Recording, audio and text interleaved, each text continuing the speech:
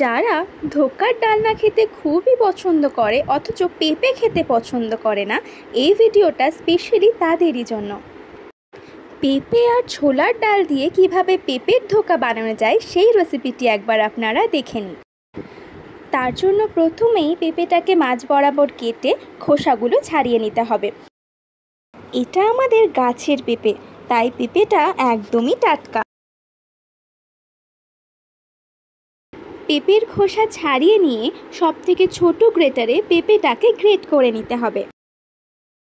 পেঁপের ধোকার ডালনার রেসিপিটি সম্পূর্ণ নিরামিষ একটি পদ, তাই নিরামিষের দিনে এই রেসিপিটি বানালে বাচ্চারা কিন্তু খুব আনন্দ করে এটা খেয়ে ফেলবে। পেঁপেটা গ্রেট করে নেওয়ার পরে সেই গ্রেট করে নেওয়া পেঁপেগুলোকে স্বাদমতো নুন মাখিয়ে কিছুক্ষণ রাখতে হবে। ওই 10 থেকে 15 মিনিট রাখলেই যথেষ্ট। রান্নাটা শুরু করার 1-1.5 ঘন্টা আগে ছোলার ডাল ভিজিয়ে রাখতে হবে। আর এদিকে পেঁপেগুলোয় নুন মাখানো হয়ে গেলে একটা মিক্সার জারে 3-4টে কাঁচা লঙ্কা, 2 টুকরো আদা, ভিজিয়ে রাখা সেই ছোলার ডাল, অল্প চিনি আর স্বাদমতো নুন দিয়ে ছোলার ডালের পেস্ট বানিয়ে নিতে হবে। ছোলার ডাল বাটা হয়ে গেলে সেটিকে একটা পাত্রে ঢেলে নেবেন আর মিক্সার জারটা একটু ধুয়ে নিয়ে সেই জলটাও এর মধ্যে দিয়ে দেবেন। এরপরে 10 মিনিট হয়ে গেলে নুন মাখিয়ে রাখা পেঁপেগুলোকে জল চিপে এই ছোলার ডাল বাটার উপরে দিতে হবে। উপর থেকে সামান্য কালো জিরে আর গোটা পোস্ত ছড়িয়ে ভালোভাবে হাতে করে সব কিছু মাখিয়ে নিতে হবে। এখানে ডাল বাটাটাকে ফেটানো হবে না, সব কিছু ভালোভাবে মাখিয়ে নিলেই হবে। এরপরে কড়াইতে তেল গরম করে সামান্য একটু হিং আর হলুদ দিয়ে সেই ছোলার ডাল বাটা আর গ্রেট করে নেওয়া পেঁপের মিশ্রণটাকে এর উপরে দিয়ে দিতে হবে। সব কিছু ভালোভাবে কন্টিনিউয়াসলি মেশাতে থাকতে হবে যেন কড়াইতে একদম লেগে না আসে। 2 থেকে 3 মিনিট ভালোভাবে মিশিয়ে নেওয়ার পরে দেখবেন ডাল বাটাটা আঠালো হয়ে এসেছে।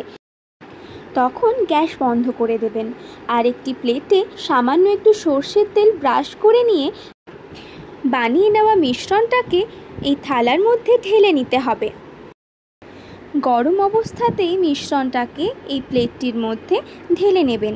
এরপরে সেই মিশ্রণটাকে সমানভাবে গোটা প্লেটটির মধ্যে চারিদিকে ছড়িয়ে দিতে হবে। চারিদিকে ছড়ানো হয়ে গেলে এটাকে 10 মিনিট রেখে দিতে হবে ঠান্ডা হয়ে আসার জন্য। 10 মিনিট পরে ঠান্ডা হয়ে গেলে এক এক করে ধোকার শেপ দিয়ে সুন্দর করে কেটে নিতে হবে। ধোকাগুলো কাটা হয়ে গেলে কড়াইতে তেল গরম করতে বসিয়ে দেবেন। কড়াইয়ে তেল গরম হয়ে এলে কেটে রাখা ধোকাগুলোকে এক এক করে দিয়ে এক পিঠ ভালোভাবে ভেজে নিতে হবে। ব্রাউন কালার হয়ে আসা পর্যন্ত ধোকাগুলোকে ভেজে নেবেন। ধোকাগুলো ভাজার সময় গ্যাসের ফ্লেম মিডিয়াম রাখতে হবে আর একদিক ভাজা হয়ে গেলে ধোকাটাকে উল্টে দিয়ে অপর পিঠটাকেও একইভাবে ব্রাউন কালার হয়ে আসা পর্যন্ত ভেজে নিতে হবে। ধোকা ভাজা হয়ে গেলে সেগুলোকে একটা পাত্রে তুলে রেখে দিতে হবে আর সেই কড়াইতেই এরপরে ধোকার ডালনার গ্রেভি বানানোর জন্য সেই কড়াইতেই বেঁচে যাওয়া গরম তেলে এক এক করে দিতে হবে 5 ফোড়ন, 1 বা 2 শুকনো লঙ্কা আর একটা তেজপাতা। আর মশলার মধ্যে দিতে হবে আদা, শুকনো লঙ্কা, জিরে বাটা। এরপরে কয়েক কুচি টমেটো, স্বাদ মতো নুন আর একটু হলুদ দিয়ে মশলাটাকে ভালোভাবে কষিয়ে নিতে হবে। 5 থেকে 6 মিনিট মশলাটাকে ভালোভাবে কষিয়ে নেওয়ার পরে এর উপরে দিয়ে দিতে হবে 2 চামচ মতো মিষ্টি দই। তবে মিষ্টি দইটা আপনারা না দিতে চাইলে নাও দিতে পারেন, এটা সম্পূর্ণ অপশনাল। গ্যাসের ফ্লেম লো রেখে মশলাটাকে ভালোভাবে কষিয়ে নিতে হবে। তার মধ্যে একটু কাশ্মীরি লঙ্কার গুঁড়ো দিয়ে আবারও মশলাটা ভালো করে কষিয়ে নিতে হবে। মশলা থেকে তেল ছেড়ে এলে 1.5 কাপ মতো জল দিয়ে গ্রেভিটাকে ফুটিয়ে নিতে হবে। এই রেসিপিটির রঙটা যে খুব সুন্দর হয়েছে সেটা কিন্তু আপনারা সকলেই দেখতে পাচ্ছেন। জল ফুটতে শুরু করলে এর উপরে ভেজে রাখা ধোকাগুলোকে এক এক করে দিয়ে ঢাকা দিয়ে রাখতে হবে 2 মিনিট মতো। 2 মিনিট পরে ঢাকা সরিয়ে উপর থেকে 1 চামচ ঘি আর কিছুটা গরম মশলার গুঁড়ো ছড়িয়ে সব কিছু ভালোভাবে একটু মিশিয়ে নিলেই তৈরি পেঁপের ধোকার এই অসাধারণ রেসিপিটি। গরম ভাতে এই একটা তরকারি কিন্তু বাজিমাত করে দেবে দুপুরের খাবারের জন্য।